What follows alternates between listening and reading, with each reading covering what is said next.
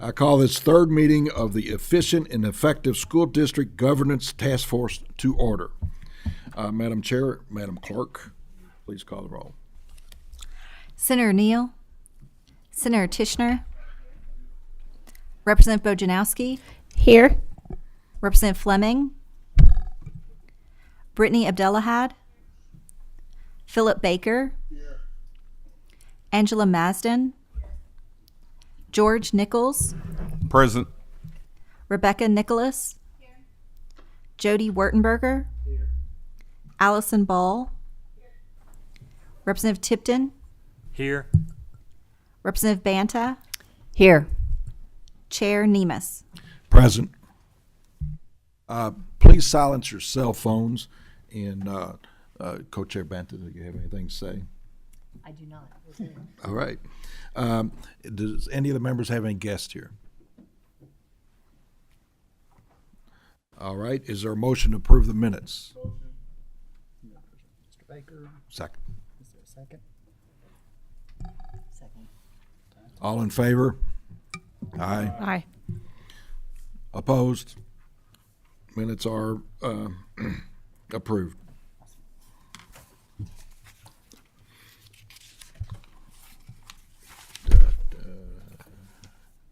Yeah, I'm just going.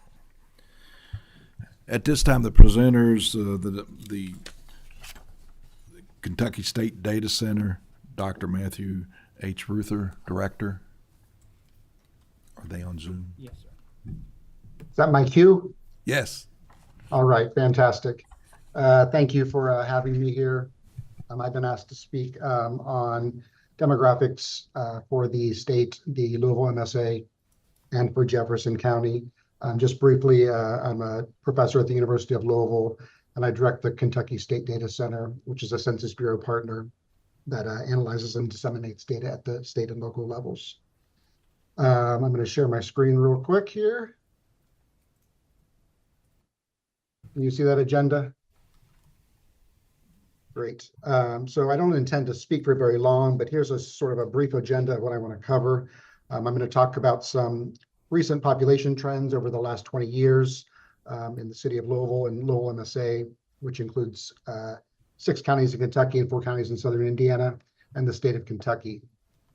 It'll look at a total population and school age population, which I define here as those individuals age 5 to 17. Look at some trends in JCPS enrollment, both prior to and after COVID-19. And I'm going to talk a little bit about variation in enrollment and public school enrollment by grade level and race ethnicity. And then I'll end with some projections of the total population and the school age population going into the future, into 2040.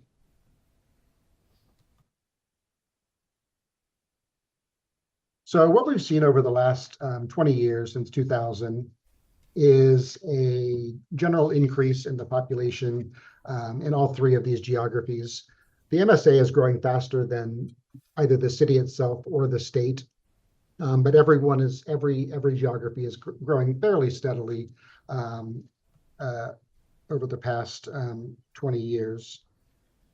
This does not, of course, include you'll see this ends at 2020, does not include most of the post-COVID period. Since COVID, the estimates that we've gotten are a little bit more sporadic. It looks like the city of Louisville is losing people, a very small loss in people. And this is primarily due to the slowdown in immigration that occurred because of COVID-19. So most of the city's growth is in this foreign-born population.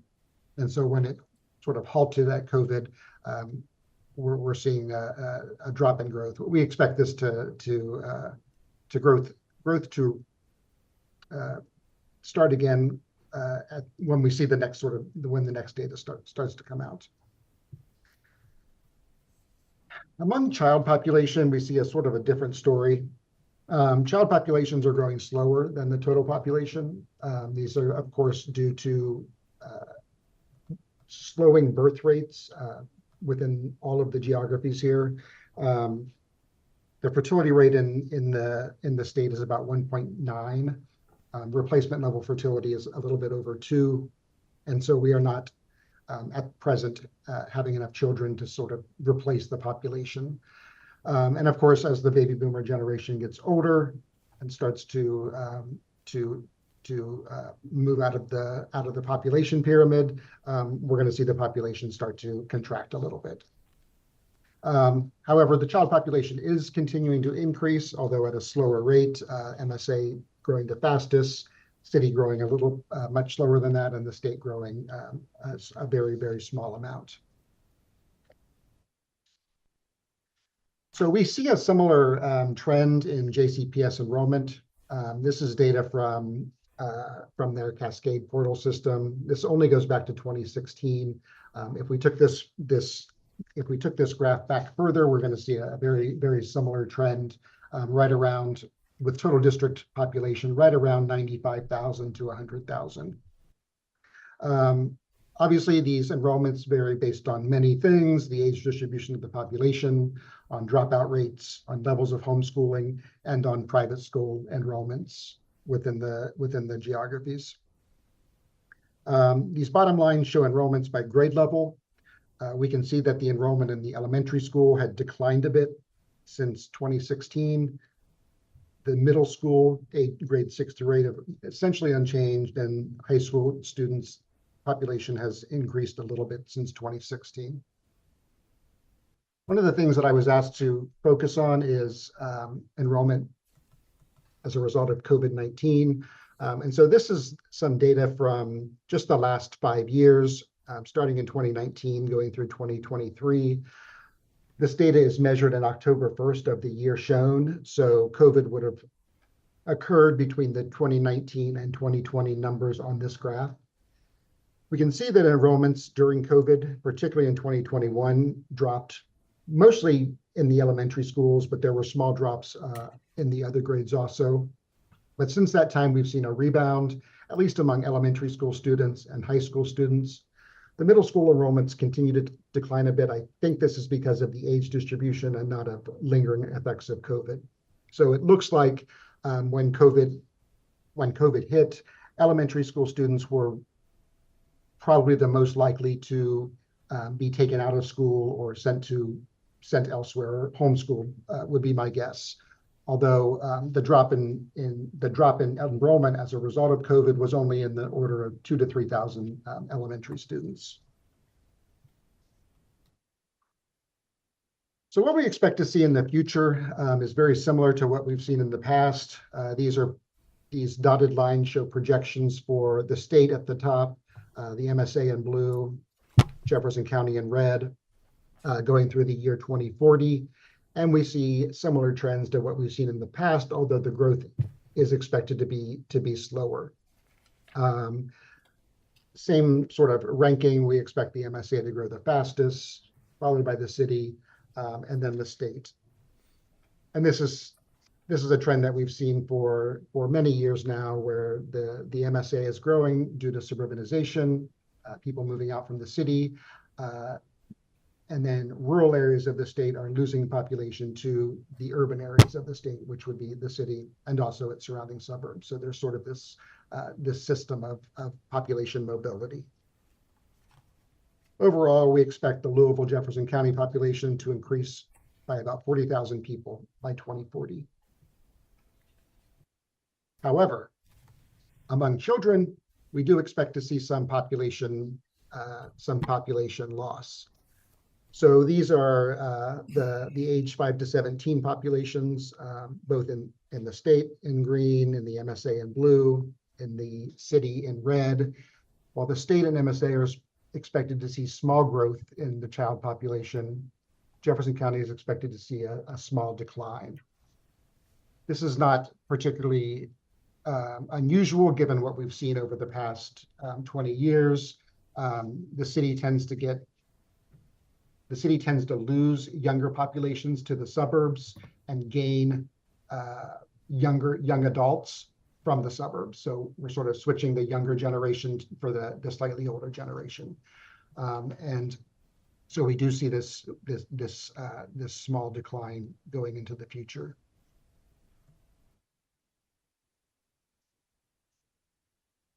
Of course, the actual demographics of these underlying populations vary. And so I'm going to talk a little bit about the population by race.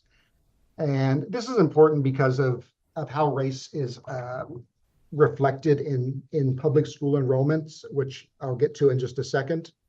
But this is what we see, and this is limited to just Jefferson County, to Louisville, Jefferson County. This is the population by race. The yellow line at the top is the non-Hispanic white population. The green line is the non-Hispanic Black population. And the red line is sort of the other population, and the blue line is Hispanics and Latinos. So over the past 20 years, the white population has declined a bit, started declining around 2015, 2014. And we've seen tremendous growth in the non-white populations, particularly among the Hispanic Latino population. And these percentages, I mean, these are small numbers, so the percentages are really high. But going forward, we do expect to maintain this, not quite the level of growth, but similar growth. So we do expect the non-white population to continue to decline, and particularly the Hispanic Latino population to increase dramatically. By 2040, we still expect the non-Hispanic white population to be the largest in the county, but it's going to be about half non-Hispanic white and half other races. This is the whole population. If we focus only on the child population, we see very similar things, although you'll notice that the non-Hispanic white population 5 to 17 has been declining since 2000. So we've seen a steady decline. It's down 20% over the last 20 years. The Black population is up a little bit less than 20%, and both the non-Hispanic other and Hispanic Latino populations are up over 100% during this time. And these trends are expected to continue. We'll see another 14% drop in the non-Hispanic white population, small increase in non-Hispanic Black population, and then most of the increase in this young population is going to be among the Hispanic Latinos and non-Hispanic Asian and other races. So why does the race matter here? So there's two reasons. There's two primary reasons in the context of school enrollments. One is that school enrollments vary by race. And school enrollment here, what I mean by school enrollment here is the number of relevant students, so that are the students in the district who are actually enrolled in school, public school or private school. So the number of students that are enrolled somewhere. And we can see over the last 12 or so years, there's some variation in this number. We see high enrollment rates for non-Hispanic Asians and non-Hispanic whites, slightly lower enrollment rates for non-Hispanic Blacks, and then the lowest enrollment rates, 5 percentage points or more, for the Hispanic Latinos. And these vary a little bit from year to year, but the trend is very similar. The disparity between the different races is very similar. Of course, the students that are not enrolled in school, some of these are dropouts. Well, some of them are presumably high school dropouts. Some of them are homeschooled, and others are just not getting schooling for whatever reason. The other big difference that we see in enrollments by race is in whether the student is enrolled in public school or private school. So this is a similar graph going back to 2009, showing public school enrollment by race. And this is the number of students in public school over the total number of students enrolled. Again, we see the trends are the same. The trends stay very similar, except for the non-Hispanic Asian population. With non-Hispanic Blacks, always about 95% of the students are in public school. Hispanic Latinos, it's about 90%. And then for non-Hispanic whites, it's about 65%. And so when we take this into account with the declining non-Hispanic white population, we would expect to see some growth in JCPS enrollment going into the future. The final slide, the final graph I have is this population by grade level. And so here's population growth broken down by elementary, middle, and high school. And what we're seeing in these student numbers, we do expect all of these populations to decline a bit in the next 5 to 10 years, and then rebound a bit after that, although they will not hit the level that they are at now. These numbers are not enrollments. These numbers are the actual population levels. So if we take unenrolled students out of this, if we take private school enrollments out of this, this would be what we would expect in JCPS going forward. And JCPS recently had a board meeting, well, not recently, in January had a board meeting that looked at some projections that they have done. They're very similar to this, with this relatively flat growth going through the next 5 years. So just to summarize, we do expect to see the state MSA and county populations continue to grow, but at a slowing rate. They will not decline within the next 20 years that we are looking at. In particular, though, the growth in the ages 5 to 17 have stagnated. They're essentially zero.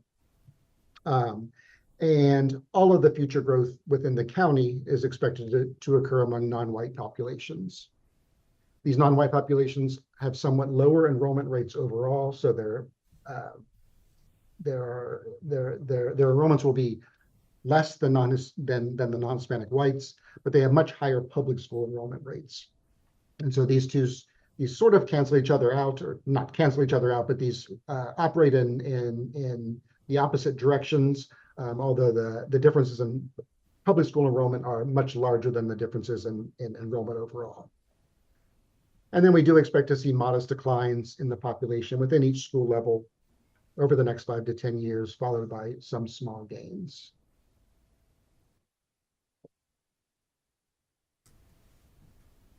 So that is what I have for you. I'm happy to answer any questions on that or something that I have not covered.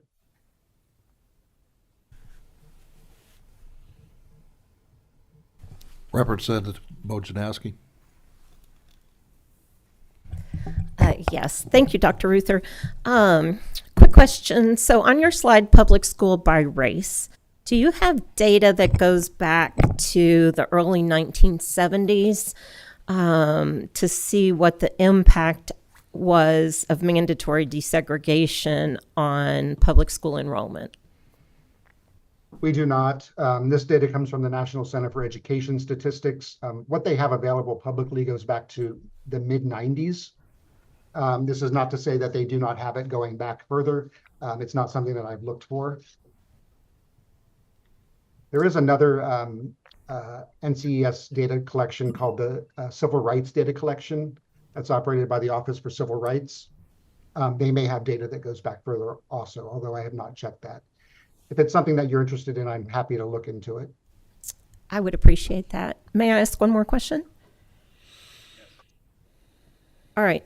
On your slide, ages 5 to 17 population trend, does that, I'm trying to kind of wrap my head around how there, for Jefferson County, there's a decrease in students, but we'll have an increase, I understand, in the multilingual students. Is that just because that increase is offset by other decreases? Or is the increase in multilingual students accounted for in that chart? In the chart for the 5 to 17-year-olds? 5 to 17 population trend. So that would be the entire population. So we're not looking at students in particular there. So those would not be expected to match JCPS enrollments. We would take those numbers and then take out students that are expected to be in private schools and students that are expected to be homeschooled, and those would be JCPS's enrollment numbers. They would include the multilingual students implicitly. Thank you. Mr. Nichols. Yes, sir. I'm wondering if you could speak, what are the effects of suburbanization on public schools, especially like if you can speak to student outcomes, that would be great too. So I can't really speak to student outcomes. That's not really my area of expertise. Certainly, the effects of suburbanization, the school systems tend to have the urban school systems tend to have higher proportions of students that are free and reduced lunch. So this is sort of a proxy for the socioeconomic status of the students. These students may have more difficulty achieving for various reasons. In general, when you have suburbanization, the students that are moving out are those with the most resources, because those are the people that are able to move, essentially. In Jefferson County, it's sort of a, because of the way that Kentucky school districts are set up, we have a countywide school district. So some of the suburbanization that we would see in other cities doesn't really affect the school district here. Like take Cincinnati, for example, where Cincinnati public schools are just the city, and then there are other public schools within Hamilton County. We don't have that here. So as people move out from, say, within the Waterston to outside the Waterston, they're still within the school district. So it doesn't affect us quite so much, but people moving to Oldham County, to Shelby County, that is overall reducing the socioeconomic status of the students within JCPS. You have follow it? Yes. Another question. So, do you have any way to track the people that are leaving for surrounding areas, Oldham, Shelby, and the like, and then the number of those people that do choose to reside in another place are still working in Jefferson County? And we don't track anybody. So it's very difficult to see the history of any individual, right? So we know that people are moving to Oldham County, and we know that people in Oldham County tend to work in Jefferson County, but we can't really sort of say exactly what those numbers are. it just seems to me that some people are benefiting from living in one area and working in another in kind of an unfair way. Could you speak to that? I mean, Jefferson County has an occupational tax, so I think that is getting at that in some respect. I don't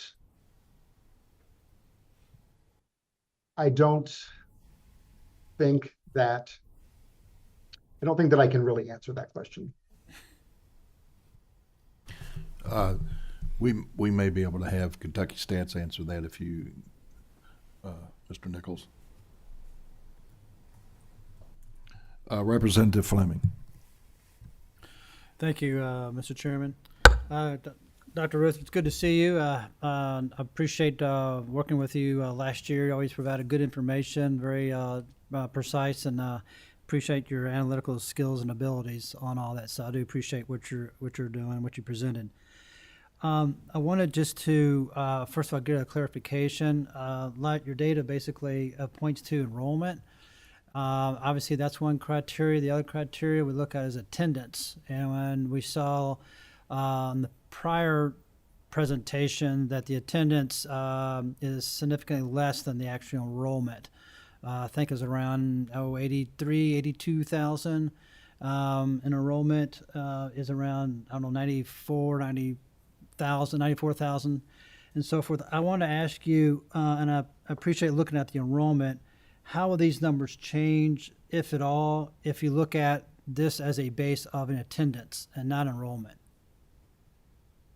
So it would not be difficult to look at. I did not look at this. It would not be difficult. We do have, JCPS does make available attendance records by school level, by individual school, by school level, and by race ethnicity.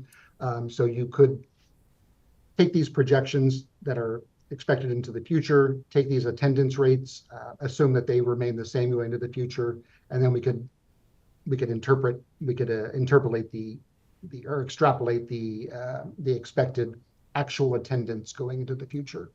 Dr. Ruther, would that be difficult to do or It would not be time-consuming? difficult to do. You know, I would appreciate if that would, if you could throw that information together and give me a little perspective. I'm just trying to figure out a path here, because I am concerned about the population and the movement of individuals moving outside of the county, which basically means it's going to affect the property taxes and it's going to affect the revenue stream in Jefferson County as well as across the board.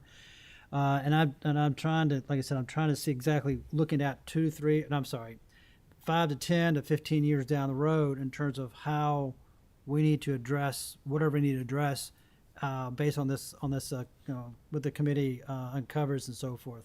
But it looks like in terms of the population that I can't find my number here, that over the past 20 years, in your third slide, it's basically flat, 1.3% increase in population from 5 to 7. And that's, I believe that's Louisville. Is that Jefferson County? Okay.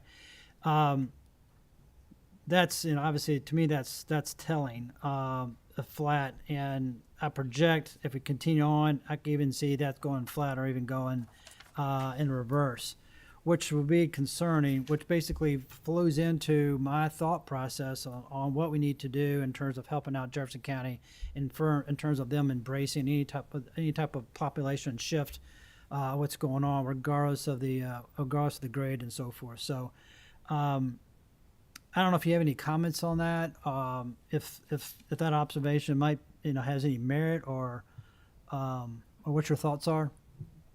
Well, there's multiple ways to look at the population loss there's multiple ways to look at how this loss of child population might be approached. So on the one hand, nobody wants to see population loss for some reason. It's considered a bad thing. But if you have a smaller child population with a growing population that's older, you have a larger base to support the children. So your dependency ratio is going down basically. So in that respect, a smaller 5 to 17 population could end up being a good thing. But it just, like you said, there are so many factors that are affecting this. With people moving out, with property taxes funding the school system, with where people are working versus where they're living, there's a lot of moving pieces. So even looking at just these projections into the future, it's hard to know exactly what to expect in terms of what we would expect to see within JCPS. Okay. All right. Thank you, Doctor. Auditor Ball. Yes, I had a question on the slide about school enrollment by race, and I think you were trying to explain the difference between, or why there was a drop in the number of children that fit a certain category, and then the number of children in that category who were enrolled. And you were talking about dropouts and homeschooling, and I just wanted to get some clarification on that, because if I remember correctly, I think that homeschool children are actually technically enrolled. It's been a long time since I was one of those homeschool children, but I remember my mother having to send something to the Floyd County superintendent. So I was just wanting to make sure that was accurate as you were looking at it. And maybe you're just speculating, but I just wanted to pin that down a little bit. Is it because that they're of an age where they don't have to enroll, and so it's possible they're homeschooling, or is that not accurate? I don't know how deeply you looked into that. So it's part speculation, part what I see in the data. So JCPS, for example, doesn't report any data on homeschooling. So they don't have a separate number that says there are 3,000 kids that are being homeschooled. And I don't see that in the private school enrollments either, which makes me think that it is not accounted for in school enrollments. I don't think that dropouts there would be enough dropouts to make this large disparity between the number of students and the number enrolled without counting homeschooled.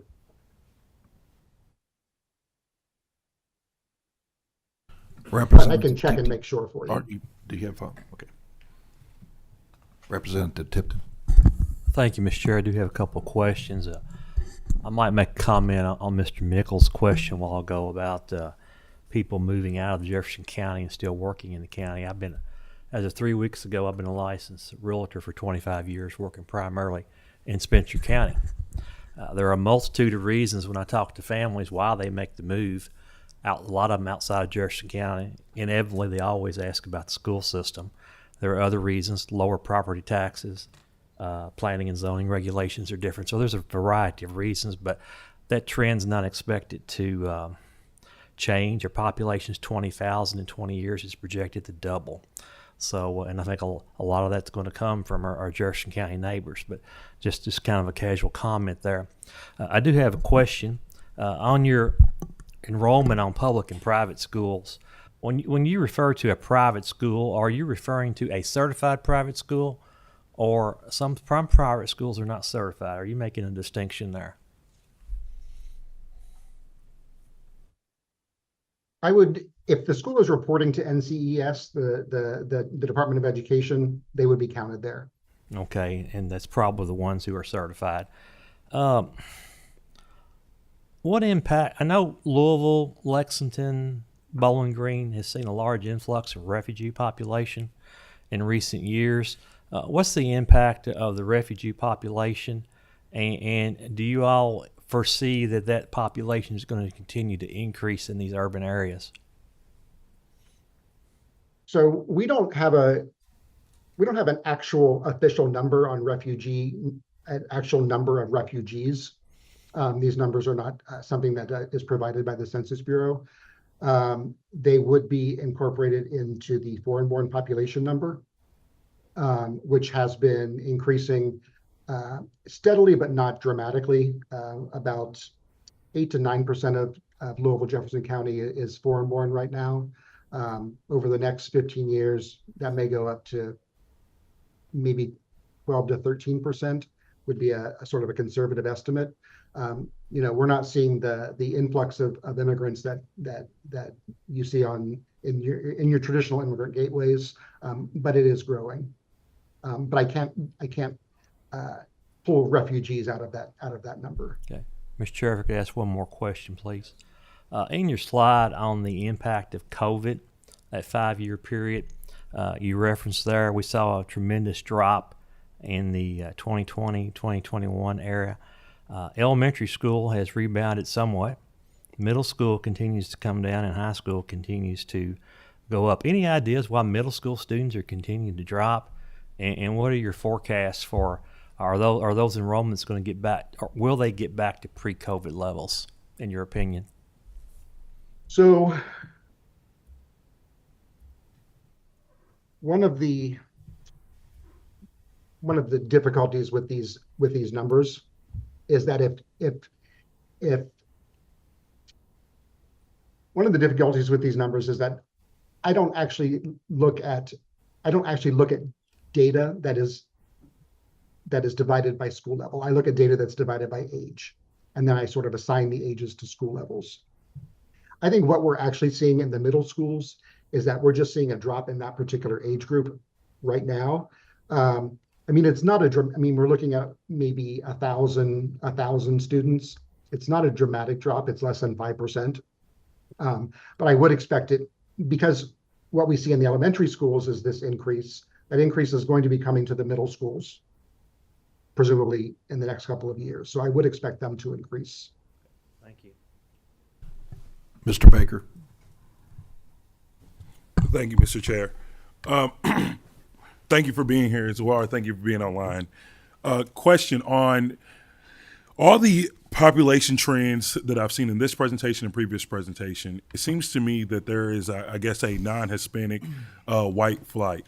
Do you see that trend continue to happen for the foreseeable future as it relates to the district? And then also from, I guess, a broader view, how are other similar cities or similar school system kind of adjusting to those trends? I know that was kind of a loaded question, but when I look at a data set and I'm seeing on a previous presentation, roughly, and don't hold me to it, about 10,000 non-Hispanic white students leaving the district, and then I see this and I see these population trends are, the trigger in my brain goes to white or non-Hispanic white flight for whatever the reason is.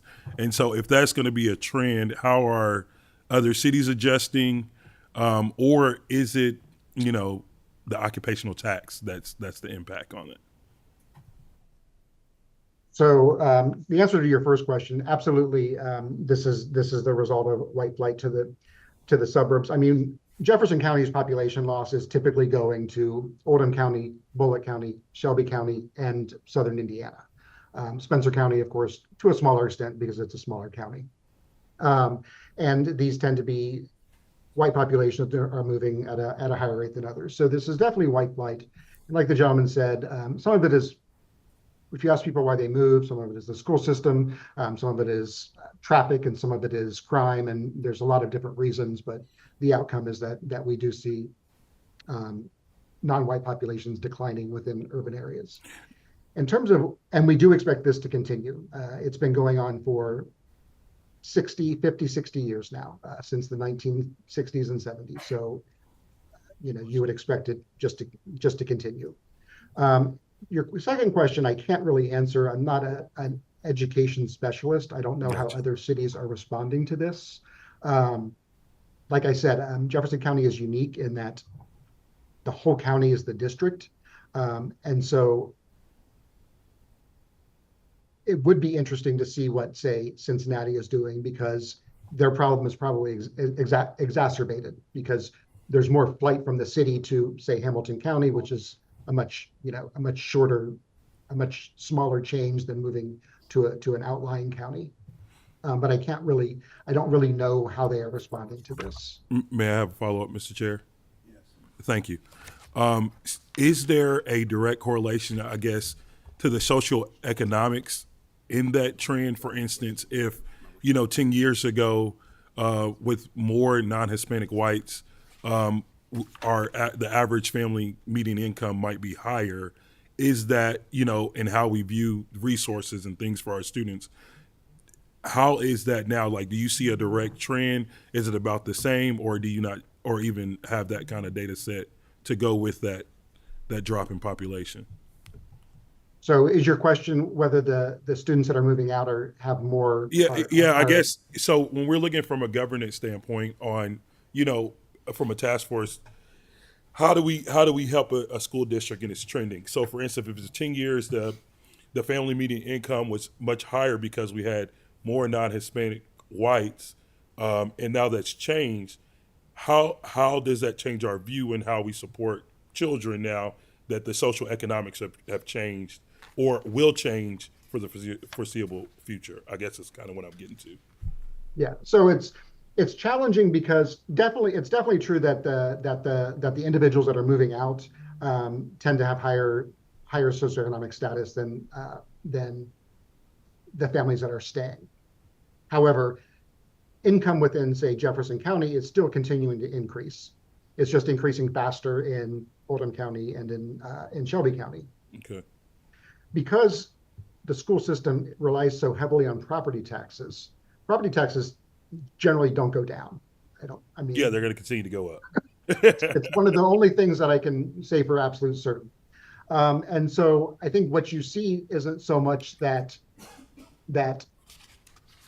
there's that funding leaving the city, but the students that are remaining just have fewer resources outside of the school system. And so the school system is sort of needs to take on a more of a responsibility and supplement that gap, is the way I would say it. Thank you. No Yes, more questions. yes, thank you. And I'd like to clarify a little bit, and he did do that. Some is you're not necessarily losing the loss of the money for the schools because the property values are still going up, but you are increasing sometimes the need of each child is more so. And I think it's not necessarily white flight. it's a lot of the socioeconomic people are moving out in the proportion of the same race, because there's not just whites moving out. But another thing too is the ones with better means are having less children, so that causes that also. Thank you for your As you see, overall, there's less children, the population 5 to 17-year-olds. So that goes into a question I have is you talk about the Jefferson County Public Schools, their increase or decrease in population according to population trends. Have you looked at the increase or decrease in the public school trends and considered that? And also with the immigrants coming in, have you considered that in with your trends of the public schools on their population gain or decrease? I'm not sure I understand the question. So the one slide that I showed was the actual enrollments in JCPS. And they are fairly steady over the last decade. Yeah, the question is that are you only looking at the trend of the population of the city of Jefferson County Public Schools and considering it will continue on, or are you also looking at the socioeconomic or moving out, and then you have a lot of immigrants coming in, which will change drastically the population? So there is nothing in these projections on socioeconomic status. Everything is while we expect these populations to increase or to stay steady, I can't tell you who is increasing or who is staying steady. So there's no socioeconomic status here. The fact that the immigrant population or the multilingual population is growing is implicit in the projections, because that is the groups that we've seen grow in the past. That's what we expect to see grow into the future.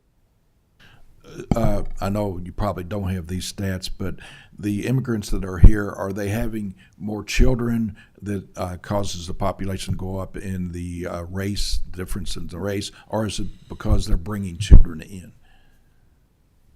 So we don't actually have birth rates by migration status. I can say that Hispanic Latino women tend to have higher birth rates overall, although I can't say whether they're immigrant or U.S. born.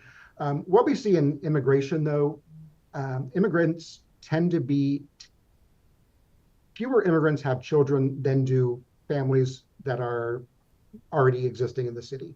Your typical immigrant mover is a young man, a young woman without children, and they will. It really depends on the type of where they're coming from, but a lot of times they will be sending money back to the home country. So they tend to be of working age. Although this is not, I mean, obviously there are children coming in also. So what you're implying with that stats is that a lot of the children that are non-white are second generation. Yes. They were born here. Okay. Thank you very much, Dr. Ruther. Is there any more questions? Dr. Nicholas. Hi, I was wondering if you had any information about the trajectory of enrollment for students for whom English is not their primary language. I think we're making some assumptions about what language students are fluent in based on their ethnicity. So I didn't know if you ever parsed that out. I have not. It is possible with JCPS's data you wouldn't be able to like project it, but you could sort of see the trend and extrapolate it out. Because everything is moving so steadily, you would expect it to increase in the same way that it has in the past. I know that the number of multilingual students in JCPS, there's the number of languages that are spoken is increasing. So we're seeing more diversity in the home language of these students. Thank you very much. We sure appreciate And next we have the Education Commission of the States. Will y'all come forward?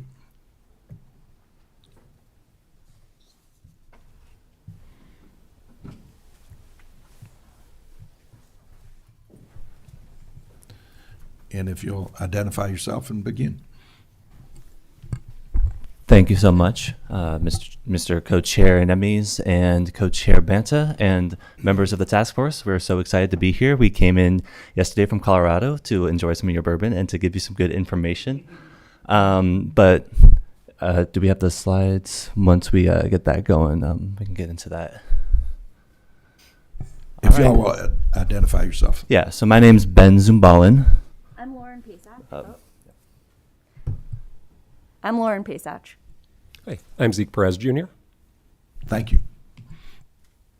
So we're going to talk about state approaches to education governance today. But before we get into that, I'm going to just share a bit about what ECS is so that you have a little bit of context. So I am your state relations liaison. I serve most of the southern states. So I am right here in your company. And yep. So Education Commission of the States is a 50-state interstate compact. So all 50 states are members. We are nonpartisan. We are not here to pretend like we know what Kentucky needs to do. We are going to inform your decision making by telling you what 49 other states do. That is what we do, and we're made up of state commissioners essentially, and that goes from governors, legislators, state board members. So we work with everybody who touches education policy, and we do that by doing presentations like this. We also conduct research. So if you have any questions, you can email me, and we do a little state brief, and we will get back to you with information that can be on everything across the education continuum. So we do early education, K-12, post-secondary, and workforce development. We touch everything. We also provide reports. They're all on our websites, but if you email me, we probably have the information, so you don't have to do that research yourself. I can send you that information. We also do convenings. We just had our national forum in July in DC, so we always kind of go around the country. Next year is going to be in Salt Lake City, so we convene all the ECS commissioners and anybody else who touches education state policy. And then we also provide counsel, so we provide that one-on-one talk. But, I know you're all eager to talk about some of this education state governance, so I will pass it off to Zeke to get us started.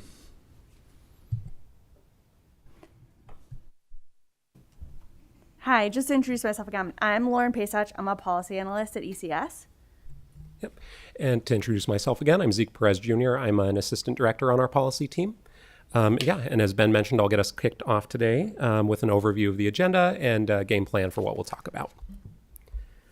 So we'll discuss, first of all, thanks for having us. It's a pleasure to be here, and it's very exciting to hear about the task force's work and what you all have been up to. So we appreciate the opportunity to share some of what ECS has researched in the area and answer any questions you may have. So first up, we'll talk about the roles of various players in the state governance space and the education governance space. Then we'll transition to a discussion of state governance models across all 50 states and territories. Following that, we'll have a brief discussion of impacts and outcomes. And then we'll wrap up. We'll have some time where we'll take some questions from you. At that time, we will also gladly take bourbon recommendations if you have any. But first, we want to acknowledge where we're coming to this conversation and where you all are at. We've looked at some of the minutes from your first two meetings and noticed that some of those really got into the details and a little bit in the weeds in some of the conversations. And, as Ben hinted at, your state's context obviously much better than we do. So just want to acknowledge up front that this will be a very high level, 101 level introduction of a variety of topics across the governance space. That being said, as Ben mentioned again, we're happy to follow up on any particular topic or any state example with further details.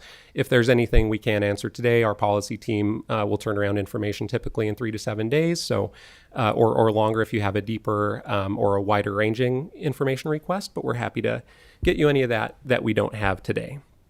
But without further ado, we'll start off with some of those roles in state governance.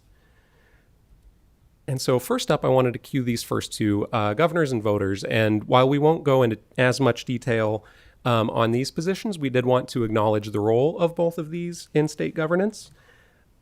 Each of the models that we'll discuss today really hinge on the role of the governor and the role of the electorate in setting up the education system. We'll talk about how the various positions are either voted on by the voters or appointed by governors. So we just wanted to highlight these two roles and their importance in this conversation. But from there, we'll spend some time talking about chief state school officers, boards both at the state and local level, and finally, advisory groups such as yourself. So first up, chief state school officers. And when we talk about this role and the titles within it, that may be referring to superintendents of education, commissioners of education, the directors of a state board of education or department of education, or a secretary of education within a state. And these roles typically include efforts around the staffing and organization of departments of education or the public school system. Chiefs often have the power of general supervision over state policy or state public schools within the state, determining the policy there at a very general level. As we'll get into, especially in this next slide, the selection there is typically either elected or appointed, and we have some numbers on state boards for that. We also wanted to note that some states explicitly lay out in policy how chiefs may interact with efforts at the district level. So a Florida example of that, Florida's law provides the commissioner with the authority to implement a program of school improvement and education accountability that recognizes the role of local boards in student performance. And they also dictate that accountability is measured by school. Similarly, Utah requires that state superintendents develop a statewide education strategy, including incentives to achieve student progress levels in core academic subjects that they identify. To transition to boards of education at the state level, the number of voting members on boards varies widely state to state. So typically what we see is, 7 to 9 board members making up the State Board of Education. 7 is the lowest that we see across any state, although we do see some territories that have boards of just 5 members. On the flip side, we've also seen states with much higher numbers. So, for example, Pennsylvania has 21 state board members and Ohio has 19. Also considering membership, we wanted to note representation among teacher populations and student populations on state boards. So 21 states in the District of Columbia include student representation with students in either voting or non-voting positions on the State Board of Education. And 12 states include teacher representation on the board, with 3 states using either the current or former Teacher of the Year as that teacher board member.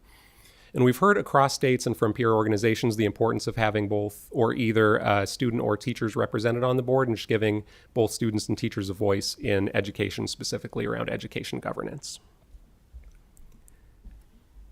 The state board membership is typically either elected or appointed. So according to the latest information from NASB, the National Association of State Boards of Education, there are 35 states in which state board members are appointed, and then in the other 15 and some additional territories, state board members are elected. And in 10 of those 15, and I know I'm rattling off a lot of numbers and roles and all sorts of things, so we can circle back on any of this, but in 10 of those 15 states, the boards are comprised of only elected members rather than a mix of elected and appointed. And states set a variety of eligibility criteria for state board members. So eligibility is often position-based, so you might have a representative from a college system or from a certain district or the superintendent of public instruction, certain roles that are already carved out in statute requiring that they be there. Other roles set more general parameters such as age, political party for making the composition of the board, or professional experience. And more importantly, to look at the key areas that you might see a state board approach. The 2 ones that we see most often are the authority for teacher licensure or the authority for setting state standards. So in 33 states, the majority of states, we see the state board charged with the ability to oversee teacher licensure, and that resting with the board. In remaining states, teacher licensure might be handled by the state education agency or by specific professional standards commissions. Similarly, for setting standards at the state level, state boards are charged with that in all but just a few states. So those are kind of the two main areas that we see state boards act in. But beyond that, boards may serve a variety of purposes, including setting state attainment goals, approving budgets for the Department of Education or specific school systems, aligning graduation requirements with workforce readiness, and a variety of other education charges at that level. Next up, local boards of education, to talk about membership there. Some states provide membership on local boards in statute. So to discuss what we've seen there in statute across states, requirements there typically range around where someone is living, just making sure that people are representing the county or the district that they are living in is the one that they're serving on. So we also see state statute set parameters around age and professional experience there, in particular barring people from certain positions from being on a board simultaneously. Also at the local level, local boards, including county or district governing boards, are responsible for the individual schools within their purview. So that within that policy scope, they may enact and enforce district policies, oversee school or district finances, determine educational programs to be carried out, set a mission for districts or schools, oversee property in the district, set schedules, and more. And finally here, we just wanted to touch briefly on state advisory groups, such as yourself. These are often issue area focused, groups, whether that's a task force or a commission coming together around a specific subject area or charge. They're also often relationship dependent, right? So they might be enacted by the state legislature, they might be enacted by a board of education or a department, and they provide recommendations back to that governing group. So with that, I'll pass it to Lauren to talk about the different models we've seen across states. Yeah, thanks, Zeke. So while there are common models for education and governance structures, each state has a unique system, and those systems are rooted in and have evolved based on the goals of the state, the political context of the state, culture, and history. But that being said, we can attempt to group these states and their common models by identifying the primary characteristics that identify different states' governance structures. So even within a common model, there can be variance. So we'll present today the 4 overarching models of state governance, and then additional examples that don't quite fit within our models.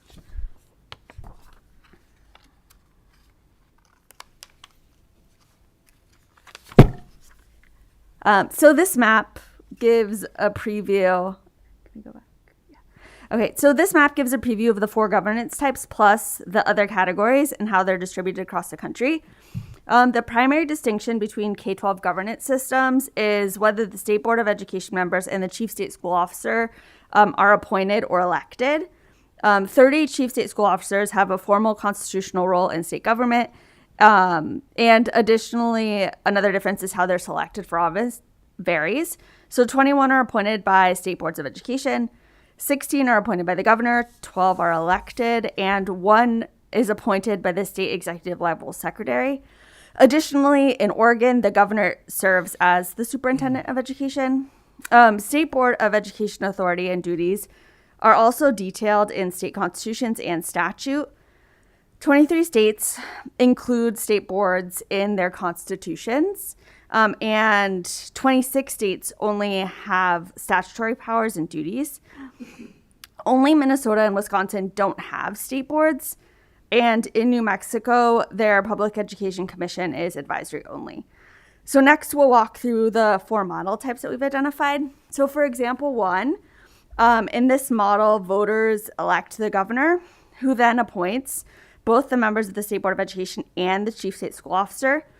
So Tennessee follows this approach. The governor appoints the members of the board, who are then confirmed by the General Assembly, and then the Commissioner of Education is also appointed by the governor. In Model 2, voters elect the governor, who then appoints either all or most of the members of the State Board of Education. The state board, in turn, then appoints the Chief State School Officer. West Virginia follows this model. Members are appointed by the governor with the advice and consent of the Senate. The state superintendent of schools is appointed by the state board of education and serves at the pleasure of the board. And this is also the model that Kentucky follows. In Model 3, voters elect the governor and the chief state school officer, and then the governor appoints the state board of education. In Georgia, state board members are appointed by the governor with the advising consent of the Senate, and then state school superintendents are elected by the voters in the general education on a partisan ballot. And finally, state model number 4. In this model, voters elect both the governor and the state board of education. And then the state board then appoints the chief state school officer. Colorado takes this approach. The state board of education is elected through popular vote on a partisan ballot. And then the commissioner of education is appointed by the state board of education and serves at the pleasure of the board. So now to those examples that don't quite fit in the other buckets. 14 states use various approaches to this other umbrella. These states incorporate pieces of other models, such as electing a state board or governor appointed board. Louisiana is one such example. The board is appointed and elected. So 8 of the 11 members are elected by a nonpartisan ballot. The governor then appoints the remaining 3, who are then confirmed by the Senate. And then the board as a whole appoints the chief state school officer. And Mississippi is another such example. The board is appointed by multiple other roles. Of the 9 members, 5 are appointed by the governor, 2 are appointed by the lieutenant governor, 2 are appointed by the Speaker of the House, and then the board appoints the chief state school officer. And with that, I will hand it back to Zeke. Great. Thank you, Lauren. So next up, we'll talk about some of these approaches that we've seen across states, kind of in the application of these models, but also in district reorganization, and in other approaches and outcomes we've seen to how states have approached district and state level governance. So first up, we'll talk a little bit about reorganization. Again, this is a presentation. We have a whole separate presentation just on this that's about half an hour long. So this is kind of just skimming the surface here, but wanted to present an overview of various types of reorganization. So it can take many forms. And from our scan of state policies, we came across the following general types of reorganization within a state regarding school districts. So we've got consolidation, district subdivision, property transfer, annexation, and annexation and transfer. And we did want to briefly talk about the process for reorganization, mainly in those top 2 examples where either 2 or more districts will form to join one single school district, or where one school district will divide into 2 or more districts. So looking at the process we generally see for those models, first up is the initiation of reorganization. And looking across state policies, one commonality is that the reorganization process must be started, but varies across state how that can happen. Depending on the type of reorganization, some state policy examples allow local school boards to pass a resolution to initiate the process, while in other states, local residents may petition the local school board to initiate the reorganization process. And then one other approach, similar to here in Kentucky, which is in this count, 9 states in the nation give themselves the explicit power to dissolve a district according to EdBuild. But across those models, one key to organization as it relates to district and school performance is the establishment of a reorganization plan. So we wanted to pull some common models that we've seen across state plans for reorganization and district plans for reorganization. Those typically include information on total student enrollment or attendance, total assessed valuation of property affected by a reorganization, and transportation of students affected by a reorganization. And so we've seen across states, districts that make these plans to ensure that reorganization is feasible do so that if the reorganization is approved, a new district specifically, is not starting from scratch in that process. Somewhat on the page of reorganization, but broadly related to district powers and district opportunities, we wanted to highlight an example from Colorado. Looking at Colorado Board of Cooperative Educational Services, or BOCES. So these BOCES supply educational services to 2 or more school districts as a way to provide cost savings to those districts and the provision of services. Services included might include career and technical education opportunities, might include professional development opportunities, or might include special education opportunities, including speech language specialists. But generally, the idea is to ensure that maybe 3 smaller districts can join in the BOCES and lower the burden on any given district in any of these given opportunities. BOCES are created by school districts, and so they are closer to the districts and the schools themselves than an SEA would be, giving a little bit more, on-the-ground support and flexibility there, including around that professional development and technical assistance. Again, another kind of high-level consideration around rural and urban efforts related to state governance.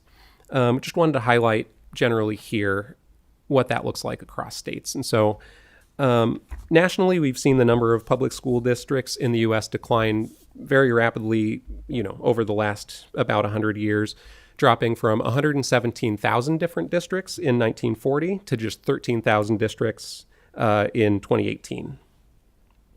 So while rural and urban issues specifically related to governance is an understudied area, we do have some study findings that we wanted to discuss related to financial outcomes and other outcomes related to district size. So studies typically conflict in what optimal size might be, but some studies show financial benefits of consolidation for small schools districts due to economies of scale. It appears that the benefits of consolidation are more pronounced for smaller schools, and consolidated districts may be able to offer more opportunities to students such as AP courses or CTE courses. Another consideration for the role of small school, or another consideration within this reorganization is the role small schools in rural areas may play. Larger districts may be less responsive to local communities, and consolidation could break parents' connections with existing schools. And studies also found that consolidation may also result in higher transportation costs for parents and students. Related to reorganization and that rural and urban lens, we wanted to highlight an example from Arkansas. A study from the University of Arkansas looked at what happened after a policy passed that required the consolidation of all Arkansas school districts with enrollment of fewer than 350 students. And it found that consolidation had either null or small positive impacts on student achievement in math and English language arts. It also did not find evidence that consolidation in Arkansas resulted in positive economies of scale, either by reducing overall cost or allowing for a greater share of resources to be spent in the classroom. The study also found evidence that school district consolidation substantially lowered operating costs, particularly when small districts are combined. And the savings ranged from 22% for a couple of districts that had 300 pupils to 8% for districts that had 1,500 pupils. And we did want to note with this study, it came out shortly after that public act was enacted. And they wanted to capture within the span of a couple of years, I think 2 years after the act, any impacts that they found. They didn't want to go much longer because of other variables. So it is a very small and narrow in scope study that happened right after. As we mentioned, broader studies are a little bit harder to come by, and it is an understudied area, but that is one we wanted to highlight. So to start to wind down, we wanted to talk a little bit about statewide and local level efficient and effective governance in examples that we've seen. So as we mentioned earlier, despite the different models we can fit them into, it truly is 50 different things happening across 50 different states in terms of what governance looks like due to the different contexts within any given state. But we have heard across states, regardless of who has what power, whether it comes from statute or constitution, whether it's elected or appointed, one thing that we commonly hear from states is that collaboration across any of those roles is what's most important, regardless of what model that they've adopted. And we wanted to highlight there, I'm sure many of you are familiar with Mississippi's efforts to improve literacy over the past decade or so. One, to note the role of collaboration, and then also to note the longevity and the amount of time it can take for some of this collaboration to take effect. But in that example, we saw the state superintendent and the local education groups take the charge around reading proficiency and statewide standards, around reading mandates and setting standards for student advancement. Then we saw the legislature and the governor work to pass the state's Literacy-Based Promotion Act and other related efforts. And finally, we saw the Department of Education create online resources and hold statewide meetings to inform parents about the reading assessment process. And folks in those states and outside of those states really talked about all of those roles coming together across the span of 10 years to work consistently to bring these efforts forward. We also wanted to talk about the role of measurables, and I think it goes quite well with the conversation we've had before, but just the use of data and the use of measurable benchmarks to determine progress regardless of governance type. And finally, we wanted to highlight other task forces on governance that we've seen. And I'd say that Kentucky is in a pretty unique position with this task force here. We've seen some states enact other task forces to look at efficient governance, but not quite in the same way and not as recently. So in 2018, we saw North Dakota establish a task force on higher education governance specifically. In 2008, New York established one in statute that focused specifically on New York City schools rather than statewide, but looking at that local level governance. And then finally, back in 2005, we saw Washington establish, similar to yours, a more general education governance task force, which evaluated which roles across agencies would be distributed where. But as it goes now, I think we've seen fewer task forces like this. At the local level, we wanted to highlight a few different findings we've seen, particularly from the National School Boards Association and the Center for Publication around what they've found for efficient governance at the local level. And they identified 8 characteristics of effective or efficient governance for school boards. And 3 of the things that we wanted to note from their findings, again, are setting a consistent and statewide mission and vision or district-wide mission and vision, ensuring that efforts are accountability driven, so ensuring that those school boards spend less time on operational matters and instead focus on policies to improve student achievement. And finally, again, collaboration was one that they highlighted, not only across those agencies, but also with staff, with the community, and building strong communication efforts internally and externally. And we did want to note today specifically the role of Kentucky and Kentucky's school-based decision-making committees, and wanted to highlight an example from Texas. We're aware of a few states that have similar site-based decision-making committees. Texas is one of those. So similar to Kentucky, Texas is one of a handful of states that use those. Their district level and campus committees give teachers, parents, and the community a voice in education decisions. Some of the issues that Texas handles in this area and at that level are planning, budgeting, curriculum setting, even things like student codes of conduct, campus improvement plans addressing academic achievement, resources, staffing to achieve goals, and timelines. And so just to note, the wide range of approaches that it takes to get to student achievement through district governance. And with that, I'll hand it back to Lauren for some key takeaways.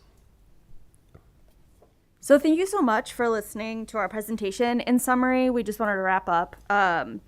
We had 3 closing thoughts. We know that nationally, a wide range of governance approaches exist, and they align with the context and the culture of those states. We have seen when it comes to governance that collaboration in roles is key to building and creating strong educational systems.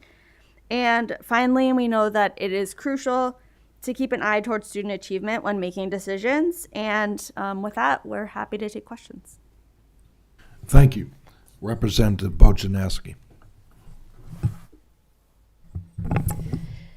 Thank you very much. I've got a question about deconsolidation of large urban school districts. Could you speak on concerns of the likelihood that a large urban district that is deconsolidated would end up with districts segregated by race and or socioeconomic status?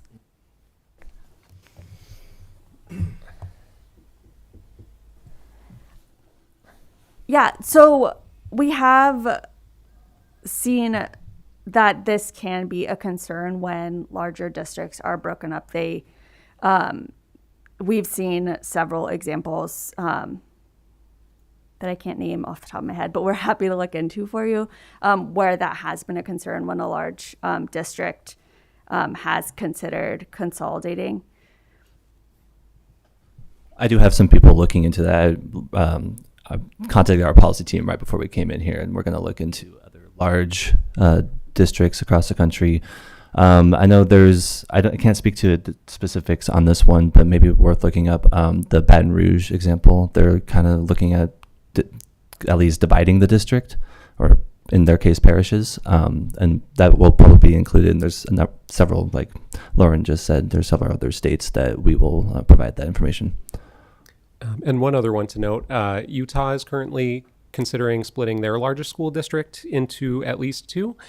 It's Alpine School District. It's got a population of about 87,000. So, similar, I believe, is Jefferson, 97,000 in that range.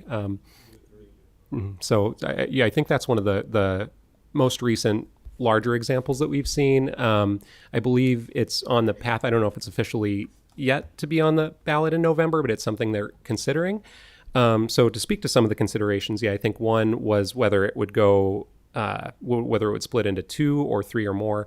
The public feedback there was that they were largely opposed to a split to 3 or more. But there is some momentum around a split to 2. But to your question, some of the concerns there were around potential issues of segregation along economic lines. It's a very geographical split that they've proposed. So concerns around those issues that you raise, whether that's by race or by income.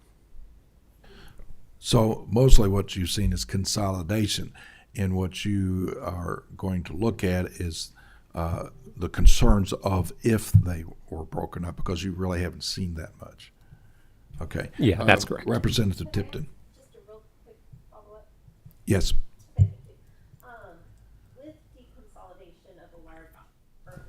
With deconsolidation of a large urban district, are you aware of any districts that were deconsolidated by legislative action as opposed to by a ballot measure where the people get to have a voice in that manner?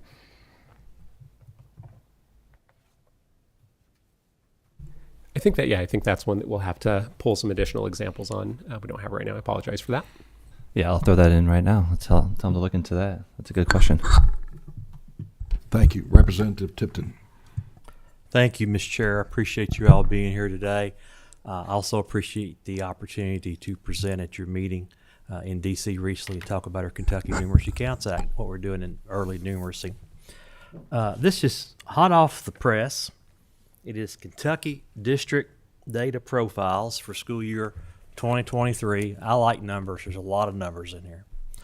And I just wanted to, Mr. Chair, if I could, I want to mention a few of the data points in here and then ask a question. Yes, go ahead. We have 171 school districts in Kentucky. You mentioned Jefferson County. Their school membership as of 2023 was 93,418. The average, I did a little number, the average school district in the state of Kentucky has 3,700 students in it. So we have a school district that is an outlier for most of the school districts in the state. The per pupil state current expenditures for the average for the state of Kentucky in 23 was $15,117. For Jefferson County, that number is $18,448. Now, there's a good reason for that, I think. One of the most interesting data points in here is they have the average per pupil assessment. So they take the total assessment of the county, of the school district, and divide that by the number of students. So statewide, that number is $499,455, right about $500,000 per student. In Jefferson County, that number is $1,081,304, essentially double. And that's because it's the economic engine of Kentucky. There's a much higher assessment value. So you've got a broad range there. It also talks about the differences in student performance. And of course, when you look at the JCPS student performance numbers, they're probably 8 to 10 points lower than the state average in 2023. And I'm saying all this to get to my point. We're trying to, it's very difficult for us to compare Jefferson County and JCPS with all the other districts in the state because I think our smallest district's about 200 students. So we've got a broad range. And we talk about what makes an effective and efficient school district. do you have, or can you get us data points on how a school district like JCPS compares to similar size school districts in the nation? On how they're doing, how much they're spending per student, what their student performance is. It could be AP scores. Find something that's a common. Is that something you all could get some data for us on? Yeah, I believe so. One of the projects we're currently working on looks across states at the data that they collect and they report. And we've come across similar numbers in other states. It is very state dependent, but we have seen examples in other states where you can kind of drill down at that district level, even the school level, to see various spending ratios. That's one of the indicators in that project that we're looking for. But it's certainly something we could explore. I think to some of the points in our presentation, I think a lot of the efforts to provide resources or services to districts do happen more in a piecemeal way, unfortunately, across states, right? And it's very hard to ensure that the outcomes or the spending numbers are equal across districts. So it is more piecemeal, but yeah, that's certainly something we'd be happy to look into and see if we can pull some similar examples. Well, thank you very much. Mr. Chair, if I could make a suggestion, this is available in electronic format, and it might be useful information for members of the task force if you could have staff send it out to them. Yes, thank you. Mr. Nichols? I have a few quick questions. So you pointed out that consolidation raises cost. So if that's true, does that mean that separation would increase cost? Or a division? Yeah, I think, and I think that's one area we'd like to see more studies, and not to give you a non-answer, but I think in the Arkansas example, they did find that operating costs were lowered with some of the consolidation. So I think, yeah, it truly varies from the studies that we've seen and the research that we've seen. Lauren or Ben, I don't know if you want to add anything there. So second question, how would the transfer of individual properties and then the liabilities that come with those properties, and then like the different conditions, it's a well-known fact that JCPS has a lot of properties and a lot of schools and a lot of buildings, and they're all very old for the most part. So how would that be, how would that be looked at, and how would that be made equitable, and would that increase the cost? Because, if we end up having to spend more money on a property to make schools equitable, it seems like we could have just left it alone and fixed it from within instead of splitting the cost and increasing it. Because as you said, if we decide to deconsolidate, it's going to increase cost. Is that, would that scenario I just put to you, would that exasperate the problem and make it more confusing? Yeah, I think that's one of the areas that we've of contention that we've seen in states or in districts. Looking at property transfer. And again, as I mentioned in that section where we have a more full presentation that looks specifically at those types of consolidation or deconsolidation that deal more specifically with property transfer. So we'll be happy to include that. But I do think generally, yeah, that, we do see pushback from districts or from even more local levels at the school level when it comes down to figuring out, how to transfer, what are the costs for, addressing those property changes. So I think so. That's final question. You talked about geographic models for separation.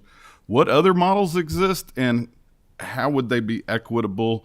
And I'm not really sure how much you know about the lay of the land, so to speak, of Jefferson County, but we have 65 going north and south, kind of cutting us in half. And then we have two loops on either end with interstates. And, typically we talk about this town in West End, South End, downtown instead of north. We don't have a north end, South End, and there seems to be no way when it comes to affluence or when it comes to racial equity that we would be able to make those. So what other kind of models exist besides geographic for splitting up districts of this size?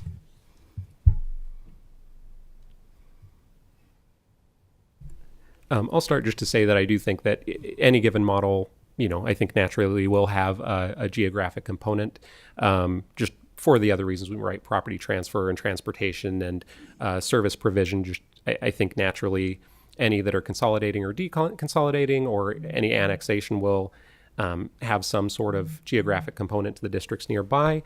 I was going to start with that. I think, Lauren, you were going to hop in there. Yeah, I was just going to add that in the time we briefly looked at this topic, and we're happy to provide more information, but most of the examples that we very quickly saw before were examples where a more wealthy area had decided to leave a larger area. And so questions of equity, economically were raised in those examples. But when we look into it more, we're happy to provide more information and see if there are other examples that address that geographic concern. Yes, when you do also look at different governments, there can be an option of different funding, not necessarily the funding goes exactly the way it is split. There are other options depending on the state. Representative Fleming. Thank you, Mr. Chairman. I'm up here on your right, top. There you go. Are y'all familiar with Clark County School District in Nevada? Okay, they've gone through, they had a recent, I'd say back in 2015, to look at a technical, have a technical advisory committee and some other things that they put together to look at deconsolidating that district. And y'all did not mention this at all in terms of having a recent study, because they went through a laundry list, and it's a pretty extensive report. They looked at community-based communications, demographic and educational equity, funding equity, educational facilities, and governance. I guess why didn't have y'all mention that? And then what did you know of that particular effort and where it is in terms of that progress? Because it's a pretty large district. Yeah. And they go through a very laborious process, and it's pretty impressive. Not say they're doing not saying there's right or wrong, but it's very, very informative in terms of letting us look at to see exactly if we go down this path. Well, we need to anticipate this, that, and the other. Mm-hmm. Yeah, absolutely. I think that's a great question. I think that's a great example. Just to be honest, I think the reason it wasn't included was just purely number of slides and time we had consideration. But I do think, as you mentioned, it's a great study. It's very in-depth and can get at a lot of these issues. I think the Arkansas one is one we highlighted kind of in its place just because of the shorter span after in which they conducted it. But certainly, Nevada, I think, is a great example. And I will say, just for your second question about where they are in the process, I think, Ben might be able to speak to state relations, but just personally, I went with our Nevada state relations liaison to Reno last year, and we're speaking to a number of the legislators there that pointed out the impacts that conversation is still having within the state on a variety of issues on health and equity. And so I truly do. I think it's an important one to consider. And for where they're at in the process, I think there are still some effects of that being seen. Yeah. Yeah, if you'd like to be connected with someone in Nevada to talk to them one-on-one, we're happy to make that connection as well. We'd appreciate that. Thank you. Mr. Baker. Thank you, Mr. Chair. Question, do you all have any statistics on how deconsolidation or reorganization impacts student outcomes? We wouldn't have any of those in-house, but we certainly can reach out to, I think, particularly the National School Boards Association or the National Association of State Boards of Education. I think they would have some great resources on that. But yeah, as far as ECS goes, we typically aren't in the position to have data in-house. It's certainly something we can look into from peer orgs. Yeah. Okay. Thank you. Mr. Wartenberger. Thank you, Mr. Chair. In all your review of the varying governance models across all the states, have you all found that there are certain aspects of public education that are better governed at the state level overall versus the local level? I mean, I'll just start off. I don't know if you have anything you want to say specifically to that, but I think the example of Jefferson County being such a large outlier compared to all the other counties makes it sometimes hard to say that from state to state, because like a big county like that in California, it doesn't make much of a difference, but in a big, like where most of the state is rural here. So I think it can very much depend. So what we typically do is compare states with like states when we're talking about stuff like that. So as we do this research, we'll probably look at states that are like Kentucky in terms of demographics, and like Arkansas would be a great one, right? Yeah. Can I have a follow-up? Yes, Mr. Chair. I just wanted to clarify what I was asking there, just to be clear. So certain policies of running school districts, and I'm just thinking of curriculum. I'm going back to our last meeting and the discussion of curriculum, and something like that better governed at the state level, or is that something that is better? Have you found that it's better governed at the local level? Those are the type of things that I was asking about, that you found better here or not so much there. Yeah, I think to speak to that, it was truly interesting to dig into the various roles at, the chief level, the state board level, district level, and to see the number of commonalities across those. I think, to your point, right, in one state, curriculum might be handled by the chief. In another state, it might be handled at the district and might be handled by the board in another state. And to your question, I think, sadly, another non-answer, but I think we do hear from states, you might ask state A and they say they're perfectly, it works really well for them in their context to have the governor or the chief in charge of that, while another state where the district is responsible might argue, no, for us it works there. So I don't know that I have an answer of which roles have, if there's any states that have highlighted a role working well, particularly in any given state. I think it truly does vary, and states would argue either way. Yeah, I know it varies. I was hoping you'd be able to tell us which model was most effective for certain thing. Yeah. I wish we would be able to too, but it's just something I think even the states themselves, don't agree on. I think state to state, and from peer organizations that have looked at it too, I don't think there's been any emergence of one working better than the other or being more effective. I think, it's generally pretty in the open across states. Well, along that vein, can you, I know you can't tell us which one works better, but can you tell us which states, the difference in the power of the state compared to the school districts who has the, some of them might not even have the school district that do certain things. Can you distinguish which states do what? Representative Fleming. Thank you, Mr. Chairman. In y'all's observation, did y'all look at, in terms of how the actual state board as well as the local board is structured in terms of the committee structures and their roles and the responsibilities of that? In other words, do they have committees that include one or two or three board members, as well as other individuals within the system itself, to be part of that process, to look at the policies, to see what the outcomes going to be, and so forth? Yeah, we did dig into that a little bit, and we did pull back from that for this presentation, but we have a 50-state comparison. It unfortunately hasn't been updated as recently as NASB's resource on it has, and they have a great matrix breaking all of that down. But it's certainly something that we do have where we'd be able to pull those sorts of examples at that level of membership and committee style and things like that. I would appreciate if you could forward that. That'd be great. Thank you. Absolutely, yeah. Thank you very much for your presentation. It was a plethora of information that, and we look forward to seeing the results of your homework. It seems like we gave you plenty of homework. So thank you very much. Now we have some announcements. Yes, Representative Ochanesk. You can go ahead with yours.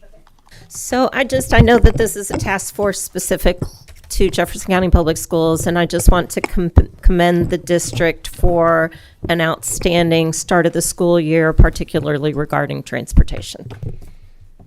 Thank you for that. Additional meetings have been approved for the task force during the remainder of the interim. This includes an additional meeting for each of September, October, and November. The September 10th meeting will be in Louisville at Mill High School Auditorium at 5:30 p.m. An updated list of meeting dates and locations is available on the task force website, and I think each member has it in their packet here.